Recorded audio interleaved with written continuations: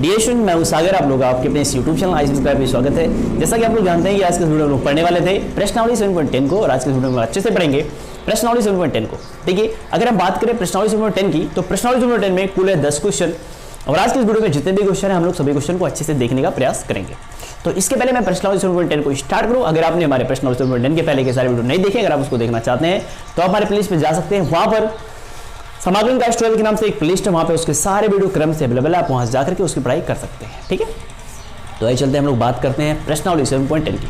देखिए, जो प्रश्नावली 7.10 में जितने भी क्वेश्चन है सारे क्वेश्चन बेस्ड है निश्चित समाकलन पर। इसके जस्ट पहले हम लोगों ने पढ़ाया प्रश्नावली 7.9, तो प्रश्नावली 7.9 के भी जितने भी क्वेश्चन है सारे क्वेश्चन बेस्ड है निश्चित समाकलन पर उसमें और इसमें क्या फर्क है, ये भी क्या है, निश्चित समाकलन है, इसको भी सॉल्व करना है, और प्रश्नावली 7.9 भी निश्चित समाकलन था, उसको भी सॉल्व करना था। तो उनमें और इनमें क्या फर्क है, वो भी निश्चित समाकलन है, ये भी निश्चित समाकलन है। इसके बाद जो प्रश्नावली 7.11 आएगा वो भी निश्चित समाकलन आएगा। तो तीनों में क्या फर्क है, तो पहला जो था प्रश्न, और इसके पहले हम लोगों ने पढ़ा प्रश्नावली 7.8, तो प्रश्नावली 7.8 में जो निश्चित समाकलन था उसको सॉल्व करना था योग के सीमा विद द्वारा। लेकिन जो प्रश्नावली 7.9 में जो निश्चित समाकलन थे वो पूरी तरीके से बेस्ड है सिंपल मेथड पे। बस क्या करना था, पहले समाकलन, फिर एक बार अपर लिमिट, फिर एक बार लोअर लिमिट रख देना था। लेकिन जो प्रश्नावली 7.10 है, प्रश्नावली 7.10 के जितने भी क्वेश्चन है सारे क्वेश्चन बेस्ड है प्रतिस्थापन विधि से। क्योंकि ऊपर कह रहा है, अगर आप देखो प्रश्नावली 7.10 में ऊपर देखो तो कह रहा है नीचे दिए गए प्रश्नों का प्रतिस्थापन विधि से समाकलन करो। मतलब नीचे दिए गए निश्चित समाकलनों का प्रतिस्थापन विधि से समाकलन करो।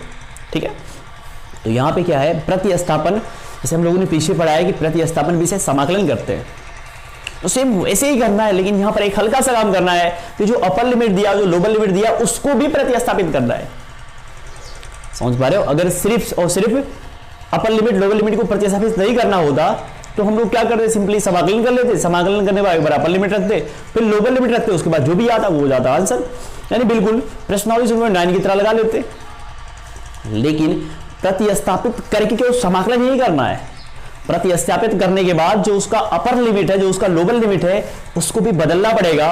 उसको बदलने के बाद फिर समाकलन करना है और फिर रखना है अपर लिमिट, फिर लोअर लिमिट, इसी को बोलते हैं निश्चित समाकलन। ठीक है, तो आइए चलते हैं प्रश्नावली 7.10 की ओर, और एक क्वेश्चन को उठा करके आपको समझाते हैं कि कैसे आप प्रतिस्थापन विधि से निश्चित समाकलनों को सॉल्व करेंगे। तो आइए देखते हैं क्वेश्चन नंबर पहला। तो देखिए ये है क्वेश्चन नंबर पहला, और करना है प्रतिस्थापन विधि से इसका समाकलन। तो कैसे सॉल्व करोगे, बहुत ध्यान देखो प्रतिस्थापन विधि से अगर आप निश्चित समाकलन को सॉल्व कर रहे हो तो उसके लिए कुछ बेसिक स्टेप है, पहले वो स्टेप आप जान लो। अगर आप वो स्टेप जान जाते हो तो आप इसको चुटकियों में लगा सकते हो।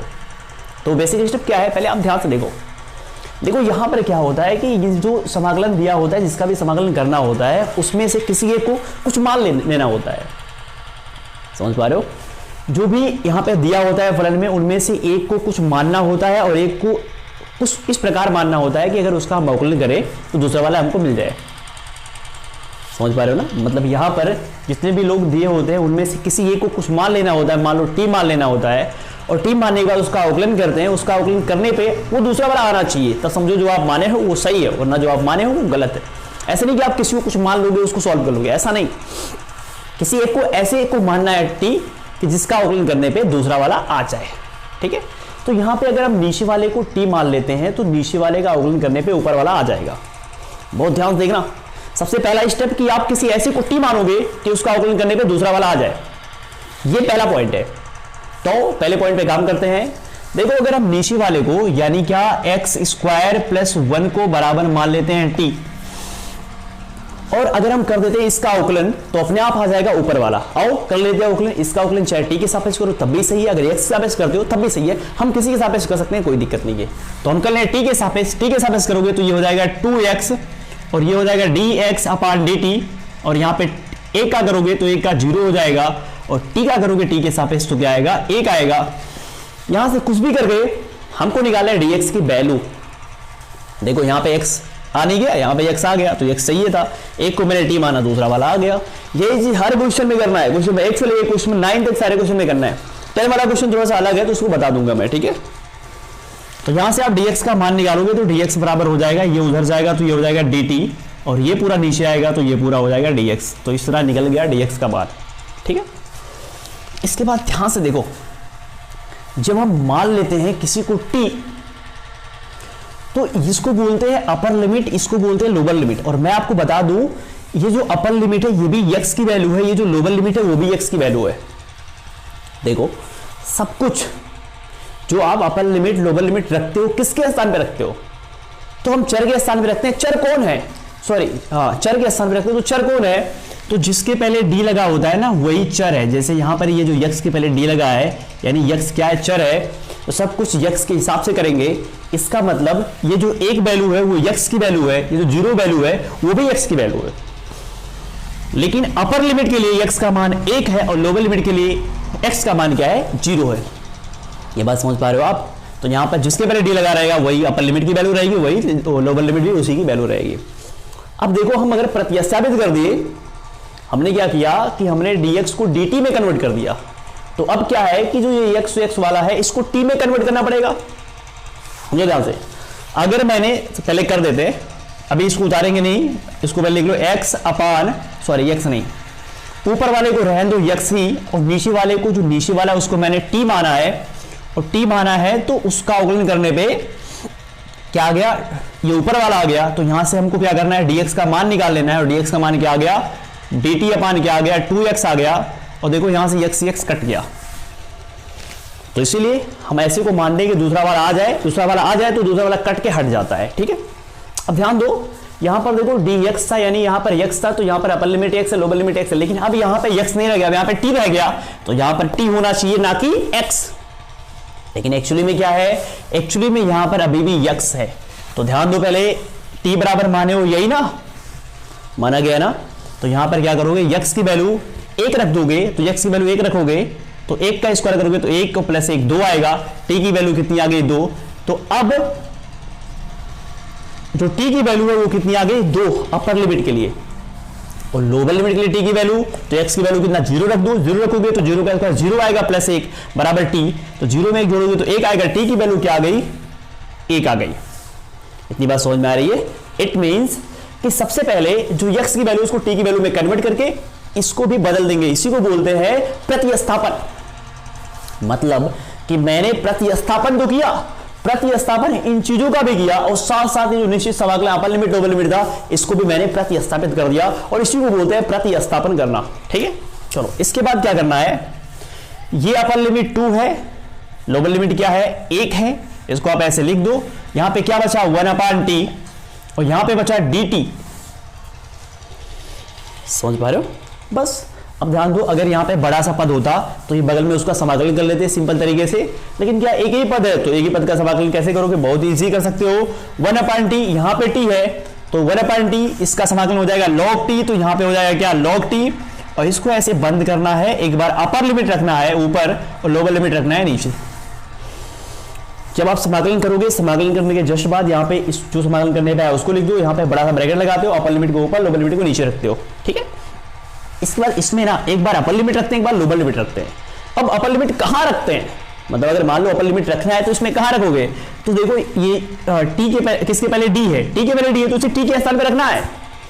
चरों के स्थान पे रखना होता है। चर कौन होते हैं? जिसके पहले d लगा होता है वही चर। चर माने क्या? बदलना। अगर किसी के पहले d लगा है तो d का मतलब वो चीज बदल रहा है, d का मतलब उसमें परिवर्तन हो रहा है। समझ में आ रहा है? d माने डिफरेंट, डिफरेंशिएट, तो उसमें परिवर्तन हो रहा है, और परिवर्तन हो रहा है तो वो चर है। तो एक बार उसी के स्थान में अपर लिमिट फिर लोअर लिमिट रखेंगे। ए रुक जाओ 2 मिनट, यहाँ पे देखो 1/2 है ना, तो 1/2 क्या होगा? बाहर निकल आएगा। तो 1/2 बाहर निकल गया, और यहाँ पे ये 1/2 रहेगा। तो 1/2 को ऐसे आप रहने दो। करना क्या है? एक बार अपर लिमिट रखो फिर माइनस लोअर लिमिट, तो ये लॉग हो जाएगा। इस टी के स्थान पे 2 रखोगे तो log 2 हो जाएगा, फिर माइनस लोअर लिमिट उसी टी के स्थान पे 1 रख दो तो क्या आएगा? log 1। इतनी बात समझ पा रहे हो? एक बार मैंने अपर लिमिट रखा, फिर मैंने लोअर लिमिट रखा। यहां जरूरी नहीं कि बड़ा सा ब्रैकेट हो, आपका ब्रैकेट छोटा भी हो जाएगा तो कोई दिक्कत नहीं है। ठीक है, लेकिन यहां पर आपको बड़ा ही ब्रैकेट रखना है।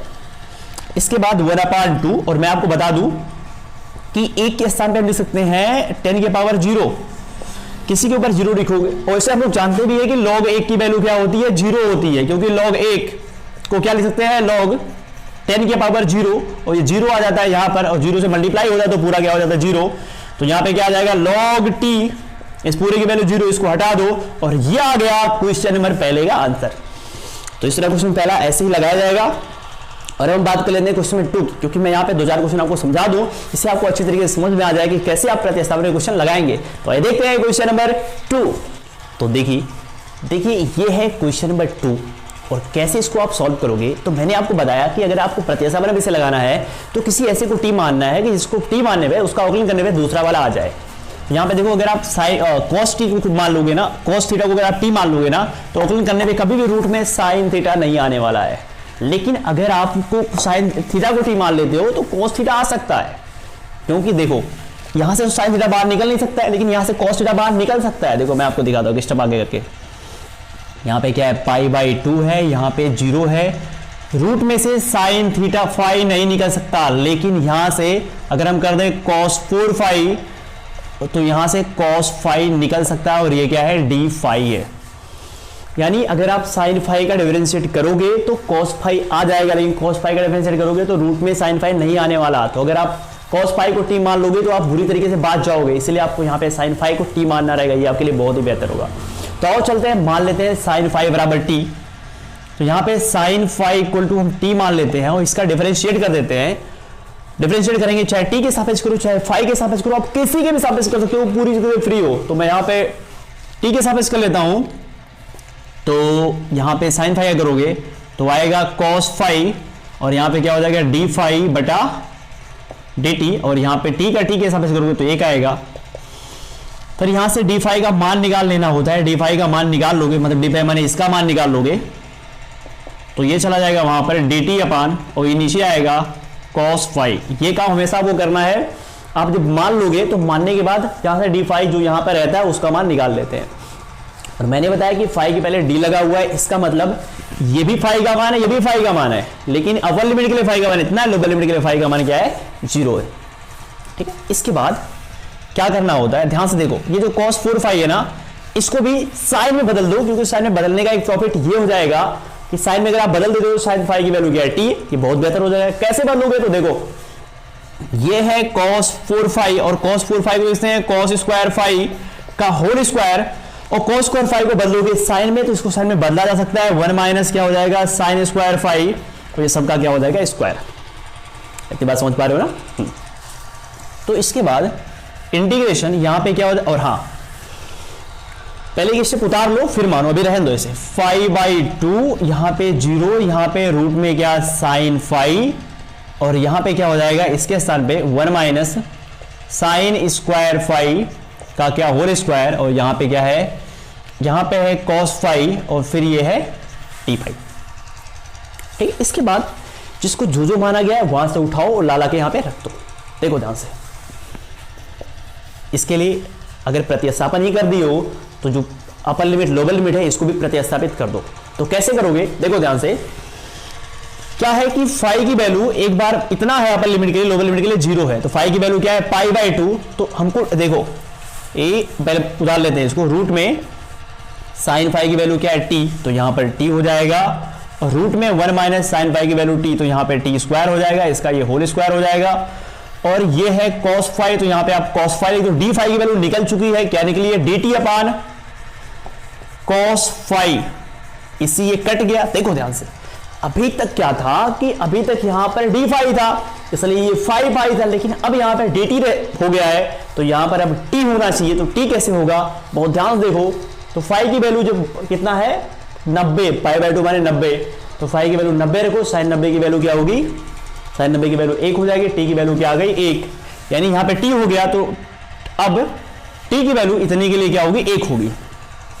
0 की वैल्यू निकालो, यहाँ पे फाई की वैल्यू 0 है, फाई की वैल्यू 0, तो साइन फाई की वैल्यू क्या होगी, 0, साइन 0 की वैल्यू 0, t की वैल्यू क्या आ गई, 0 आ गई। इतनी बात समझ में आ रही है, और इसी को बोलते हैं प्रतिस्थापन विधि द्वारा समाकलन करना।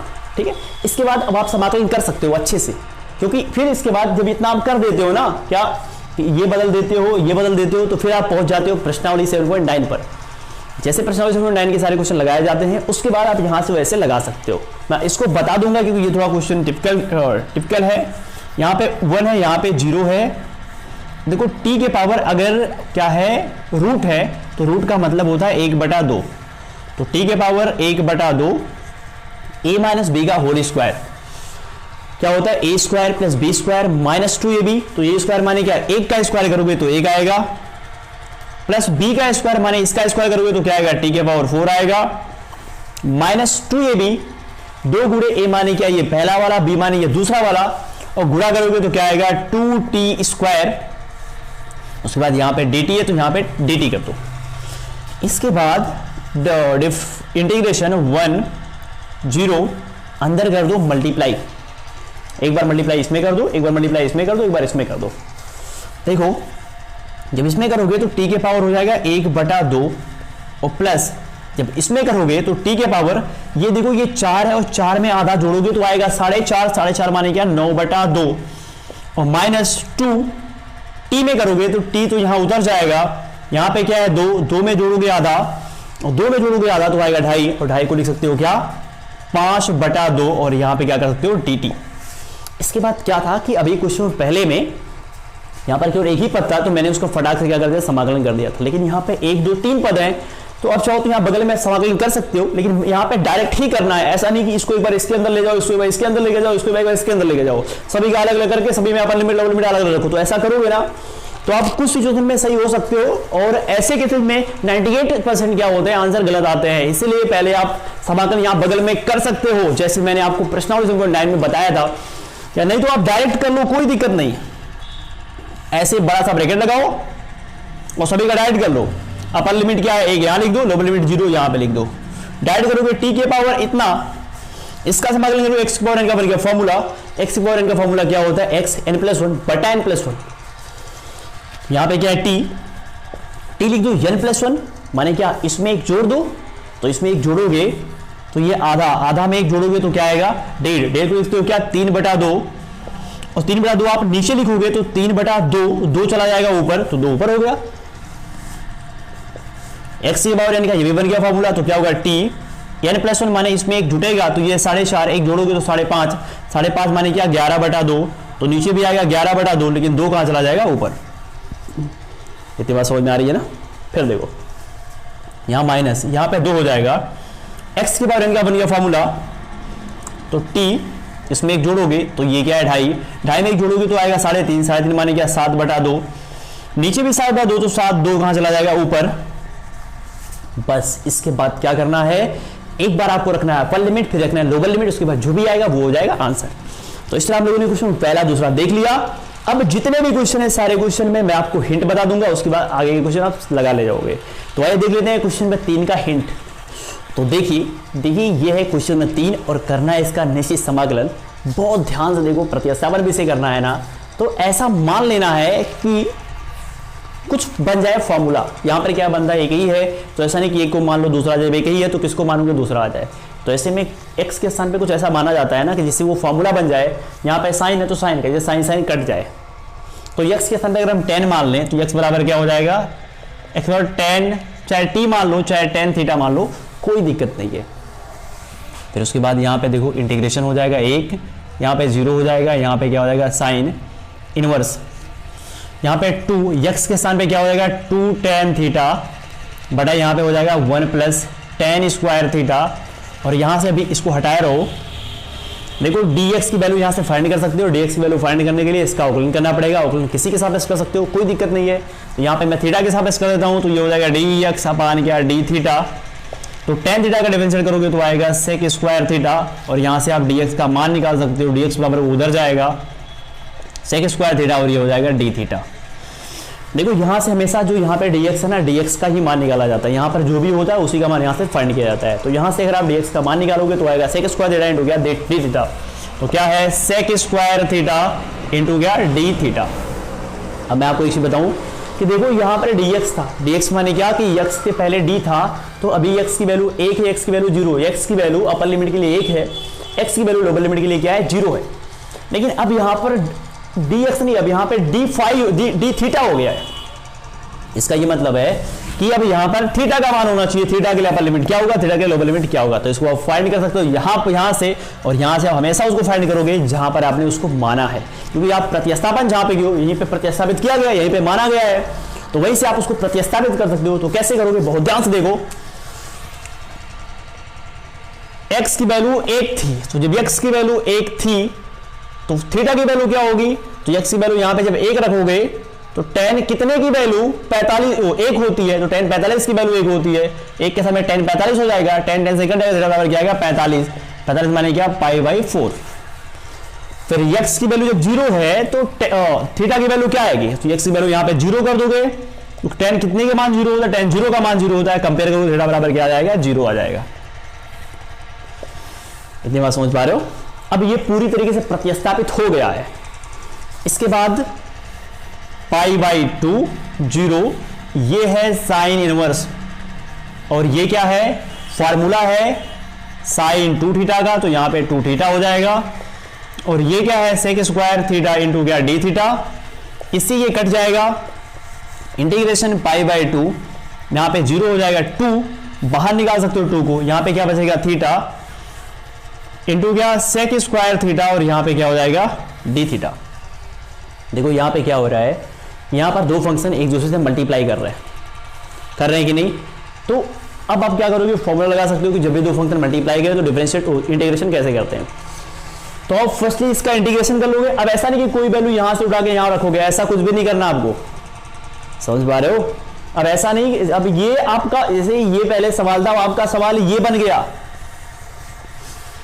पहले जो सवाल आपका ये था अब वो सवाल आपका ये बन गया है, ठीक है। तो इस सवाल को बस आपको हल कर देना है, जैसे आपने प्रश्नावली 7.9 के क्वेश्चन लगाए वैसे इसको सॉल्व करना है। सबसे पहले इसका समाकलन कर लेना अच्छे से, समाकलन करने के बाद और अपर लिमिट रखना है, फिर लोअर लिमिट रखना है, उसके बाद जो भी आएगा वो हो जाएगा आंसर, ठीक है। तो इस तरह तीसरा भी आप लगा लोगे। अब बात आती है क्वेश्चन नंबर 4 की, तो क्वेश्चन नंबर 4 की मैं बात कर दूं, क्वेश्चन नंबर 4 क्वेश्चन में दम नहीं है, लेकिन जब आप लगाओगे ना तो वहां पे 2 ऐसा आएगा कि वहां पे आप बात जाओगे। तो इसलिए मैं क्वेश्चन नंबर 4 आपको पूरा का पूरा बता देता हूं कि कैसे आप लगाओगे क्वेश्चन नंबर 4। तो आइए देखते हैं क्वेश्चन नंबर 4। तो देखिए ये है क्वेश्चन नंबर 4 और क्वेश्चन नंबर 4 इतना है, करना है समाकलन और उसी के आगे ब्रैकेट में एक चीज दिया वगैरह x+2 और t² मान लो, तो ऐसा कुछ भी नहीं है। हम लोग अपने हिसाब से काम करेंगे, हम लोग किताब के संज्ञा से कभी नहीं चलेंगे, ठीक है। अब देखो यहाँ पर दो लोग हैं, एक को कुछ ऐसा मानना है कि दूसरा वाला आ जाए, एक का अवकलन करने पे दूसरा वाला आ जाए। तो अगर आप इस x को मान लेते हो, क्या x को मान लेते हो अगर आप t, तो डिफरेंशिएट करोगे ये कभी नहीं आएगा और आप बुरी तरीके से फंस जाओगे। लेकिन इसको अगर आप मान लेते हो तो ये भी नहीं आएगा, लेकिन आपको कुछ संभावना रहेगी कि आप बच सकते हो, क्योंकि x का मानोगे तो रूट में तो नहीं आएगा, लेकिन इसको मानोगे तो रूट में नहीं, तो वैसे तो आ ही जाएगा, इसलिए अंदर वाले को मानोगे तो बेहतर रहेगा। तो यहां पर x+2 बराबर आप मान सकते हो t, ठीक है। और यहां से x या t के सापेक्ष अवकलन कर सकते हो, अवकलन करने के बाद यहां से dx या dt का मान निकाल सकते हो। तो मैं अवकलन कर दे रहा हूं x के सापेक्ष, तो ये हो जाएगा t के सापेक्ष कर रहा हूं dx का मान क्या आ जाएगा dt, 2 अगर करोगे तो 0 आ जाएगा और यहाँ पे क्या हो जाएगा t का करोगे t के सापेक्ष तो 1 आएगा और यहाँ से dx का मान निकालोगे, dx बराबर क्या आ जाएगा dt, यानी dx के स्थान पे आप रख सकते हो dt। तो यहाँ पे देखो इंटीग्रेशन हो जाएगा, x की वैल्यू यहाँ से आप फाइंड कर सकते हो, x बराबर ये उधर जाएगा तो t माइनस क्या हो जाएगा 2, तो यहाँ पे आप लिख सकते हो t-2, तो रूट में x+2 की वैल्यू क्या है t है, तो यहाँ पे t कर दो और ये जो रूट हटेगा तो रूट की वैल्यू क्या है 1/2 और यहाँ पे क्या है dx, और dx नहीं, अब यहाँ पे तब dt हो गया है, आपने प्रतिस्थापित कर दिया है तो dx ना होकर के यहाँ पे अब dt हो जाएगा और dx की वैल्यू क्या है dt के बराबर है, तो यहाँ पे आप dt कर दो। अभी तक क्या था, यहाँ पर x था तो यहाँ पर ये x की वैल्यू थी, अब यहाँ पे t है तो यहाँ पर t की वैल्यू होगी और x की वैल्यू से आप t की वैल्यू बहुत ही आसानी से निकाल सकते हो। देखो जब x की वैल्यू 2 है तो t की वैल्यू क्या आएगी, x के स्थान पे 2 रखो, 2 2 4, तब t की वैल्यू कितनी आ गई 4। और जब x की वैल्यू 0 है तब t की वैल्यू कितनी होगी 0 + 2, यानी t की वैल्यू आएगी 2। बस इसी को कर लेना है सॉल्व। लेकिन ये क्वेश्चन कहने के लिए आसान है पर करने के लिए थोड़ा टफ है, इसलिए मैं इसको करवा देता हूं। तो ये इंटीग्रेशन ये 4 है, ये 2 है, देखो ये है t-2, अंदर मल्टीप्लाई कर लो ना, अंदर मल्टीप्लाई करोगे तो ये हो जाएगा t और यहाँ पे 1 है तो 1 में जब आधा जुटेगा तो आएगा 1.5 माने क्या 3/2, माइनस इसका इसमें गुणा करोगे तो 2 आएगा और t के पावर क्या आएगा 1/2 और यहाँ पे क्या आएगा dt आएगा। इसके बाद क्या करना है, यहाँ पे 2 खंड है, एक खंड है, ये एक खंड ये, ऐसा नहीं करना है कि इसको एक बार इसके पास लेके जाना है, इसको एक बार इसके पास लेके जाना, दोनों का अलग अलग समाकलन करना है, ऐसा नहीं, एक साथ कर लो समाकलन और समाकलन करने के बाद फिर अपर लिमिट रख दो, फिर लोअर लिमिट रख दो, ये आपके लिए बहुत ही बढ़िया रहेगा। तो मैं डायरेक्ट कर देता हूँ, इसके बाद डायरेक्ट करना भी है आपको, या अगर आप करना चाहते दिखाना चाहते तो यहाँ बगल में आप दिखा सकते हो कि आपने क्या समाकलन किया है इस खंड का। तो समाकलन जब आप कर दोगे तो इसके बाद क्या करोगे, यहाँ पे लगाओगे बड़ा सा ब्रैकेट, अपर लिमिट क्या है 4, तो अपर लिमिट 4 रख दो, लोअर लिमिट क्या है 2, तो लोअर लिमिट क्या लिख दो 2 लिख दो। इसका जब समाकलन करोगे तो x के पावर n का बन जाएगा फॉर्मूला, और फॉर्मूला क्या होता है xn+1 बटा n+1। तो यहाँ पे क्या है t, तो t लिख दो। n+1 माने इसमें एक जोड़ोगे तो ये 1.5 है, एक जोड़ोगे 2.5 हो जाएगा, 2.5 माने क्या 5/2, और नीचे भी 5/2 हो जाएगा, 2 चला जाएगा ऊपर, फिर -2, ये भी बन जाएगा फॉर्मूला t के पावर x के पावर n का फॉर्मूला। तो क्या होगा t n+1 माने इसमें एक जोड़ोगे तो आधा में एक जोड़ोगे तो क्या आएगा 1.5 माने 3/2, और नीचे भी हो जाएगा 3/2, 2 जाएगा ऊपर, तो यहाँ पे क्या हो जाएगा 2 दूना 4। कितनी बात समझ में आ रही है? इसके बाद फिर क्या करना है आपको, पुराने नियम चलना है, एक बार अपर लिमिट रखना है, एक बार लोअर लिमिट रखना है। तो आ जाओ अपर लिमिट रखते हैं। तो अपर लिमिट रखोगे 2, इस t के स्थान पे 4 रखोगे तो यहाँ पे 4 हो जाएगा, 4 के पावर क्या है 5/2, और बटा क्या है 5, और माइनस 4 गुणे t की वैल्यू क्या है 4, तो 4 के पावर यहाँ पे क्या हो जाएगा 3/2, और नीचे क्या है 3। ये अपर लिमिट है। और फिर माइनस एक बार रखना है लोअर लिमिट, माने जहां पर t है वहां पे रखना है 2, तो 2 रखोगे तो 2 तो है ही है, और ये 2 रखोगे यहाँ पर, तो t के पावर क्या हो जाएगा, ये हो जाएगा 5/2, और बटा कितना, सॉरी यहाँ पे t के स्थान पे 2 रखना है, नीचे 5, इसको आप 5 रहने दो, यहाँ पे माइनस है, माइनस कर दो, 4/3 रहने दो, t की वैल्यू है 2, तो 2 रख दो, उसके बाद 3/2। ठीक है, इतनी बात समझ में आ रही है ना? चलो आगे देखते हैं। ये देखो जो ये 4 है ना, 4 को हम लिख सकते हैं 2 का स्क्वायर, और 2 का स्क्वायर जब आप लिखोगे ना तो ये जो 5/2 है इसका मतलब है कि 5/2 से गुणा, तो इससे ये कटेगा, तो 2 के पावर 5, और 2 के पावर 5 माने 2 गुणे 2 गुणे 2 5 बार, तो आएगा 32, और 32 गुना ये क्या हो जाएगा 64/5, माइनस इसको लिख सकते हो जो 4 है इसको लिख सकते हो 2 का स्क्वायर, तो ये 2 का स्क्वायर हो जाएगा, ये 3/2 है, तो यहाँ पे 3/2 हो जाएगा, इससे ये कट जाएगा, 2 के पावर 3 माने 2 गुणे 2 गुणे 2 3 बार, तो आएगा 8, अब 8 चौक कितना हो जाएगा ये 32, तो 32/3, ये तो 1 आ गया। ठीक है, माइनस यहाँ पे क्या है ना, यहाँ पर इसका एक्चुअली मतलब क्या है, 2 के पावर 5/2 का मतलब है, ये जो 1/2 है इसका मतलब होता है रूट, इसका मतलब है कि 2 के पावर 1/2 और पावर 5, तो इस 1/2 का मतलब होता है रूट, और रूट में 2 है, 5 बार गुणा करोगे तो रूट में 2 गुणे रूट में 2 गुणे रूट में 2 गुणे रूट में 2 गुणे रूट में 2 5 बार आएगा, तो यहां से निकालोगे तो 4 2 हो जाएगा, फिर यहां से 2 2 दूना है 4, 4 रूट में क्या आएगा 2। समझ पा रहे हो कि नहीं? हाँ क्यों? तो यहाँ पे माइनस, यहाँ पे इसका मतलब हो जाएगा, इसका मतलब हो जाएगा 2 तो है ही है, 4 रूट में क्या हो जाएगा 2, तो ये 2 है, तो 2 चौक क्या हो जाएगा 8 रूट में 2, और बटा क्या है 5, और माइनस 2 के पावर 3, यहाँ पे क्या है 2 के पावर, इसका क्या मतलब होगा, तो इसका मतलब होगा 2 के पावर 1/2 माने क्या रूट, और ऊपर क्या है 3, तो इसका मतलब होगा रूट में 2 गुणे रूट में 2 गुणे क्या रूट में 2, तो यहाँ से वर्गमूल निकल के 2 हो जाएगा, और 2 रूट में 2, और यहाँ पे 4 गुना है, फिर वही हो जाएगा 8 रूट में 2, और बटा क्या, बटा हो जाएगा 3। फिर करना क्या है, सिंपल है, इसका एलसीएम ले लो, तो एलसीएम लोगे तो 5 तिहाई क्या हो जाएगा 15, और आसान तरीका सॉल्व करने का, यहाँ से 32 कॉमन ले लो, तो 32 कॉमन लोगे तो यहाँ पर क्या हो जाएगा 2/5, और माइनस यहाँ पे हो जाएगा 1/3, यहाँ पे कॉमन है 8 रूट में 2, दोनों में कॉमन है, कॉमन ले लो 8 रूट में 2, और कॉमन लोगे तो यहाँ पर ऊपर क्या बचेगा 1/5, और यहाँ माइनस ये कॉमन लोगे तो क्या बचेगा 1/3। बस इसको सॉल्व कर लो, ये है 32, एलसीएम लो 5 तिहाई क्या हो जाएगा 15, 3 दूना 6, 5 करने में 5, 6 में से 5 जगह आएगा 1, और ये क्या है 8 रूट में 3, एलसीएम लो कितना आएगा 15, इसमें से इधर जाएगा तो 3 में से 5 घटेगा तो आएगा -2, और ये प्लस हो जाएगा तो ये हो गया 2।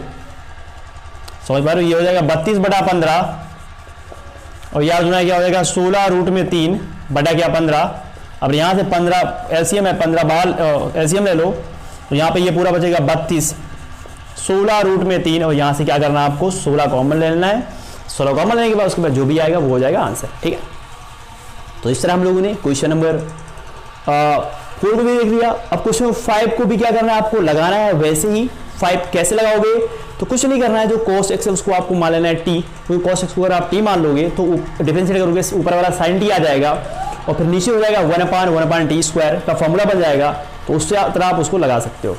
तो बस आज की वीडियो में क्वेश्चन 5 तक ही, और 5 के आगे जितने भी क्वेश्चन है उसको लेके मिलते हैं पार्ट 2 में।